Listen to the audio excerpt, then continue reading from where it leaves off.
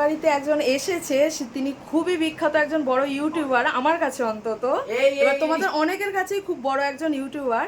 তো আমি প্রথমে বলেছিলাম যে দেখাবো, তো কে এখন তোমাদের কাছে দেখাবো, দেখো তো তোমরা কে, তোমরা নিজেরা দেখে বলো যে এটা কে, কমেন্টে বলো তো, কমেন্টে অবশ্যই জানাবে এটা কে। আচ্ছা ঠিক আছে, জানি না, একটু বেশি বেশি বলে ফেললো মনে হয় দি। ঠিক আছে, আমি এমন কোনো বড় কেউ নই, একদমই একদম ছোটখাটো একজন আমি ইউটিউবার এবং কন্টেন্ট ক্রিয়েটার। অবশ্যই যারা যারা চিনবে অবশ্যই চিনতে পারো, সবাই চিনবে আমি সেটাও বলছি না একদমই। তো আমি আজকে এসেছি দির বাড়িতে, আমরা ভীষণ মজা করছি, একসাথে রান্না করছি, আর দি ভীষণ ভালো, ঠিক আছে, আর ভীষণ মজা করে শুট করছি, ঠিক আছে। দি ভালো, ভীষণ দাদা ভালো, এবং সবাই ভীষণ ভালো। আর আমাকে তো আপ্যায়ন, আমি কিছু বলতে চাই না এই বিষয়ে।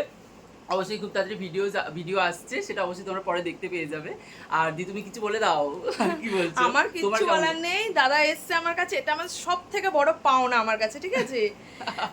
তোমরাও এরকম ডাকতে পারো দাদাকে তোমাদের রান্নাঘরে। আচ্ছা, ওটা আমি প্রমোশন পরে করে দেবো অবশ্যই, ঠিক আছে। যে দেখা হচ্ছে পরবর্তী পর্বে তোমার সাথে তোমার রান্নাঘরে, অবশ্যই, ঠিক আছে। আজকে আমরা আছি দির রান্নাঘরে, আর দি ভীষণ ভালো রান্না করে, ঠিক আছে। আমরা প্রথমেই একদম দেখে নিয়েছি, তো ভীষণ ভালো লেগেছে। এবার আমরা খাওয়া দাওয়া করবো, বাকিটা বাকিটা এবার তারপরে আমি বলছি।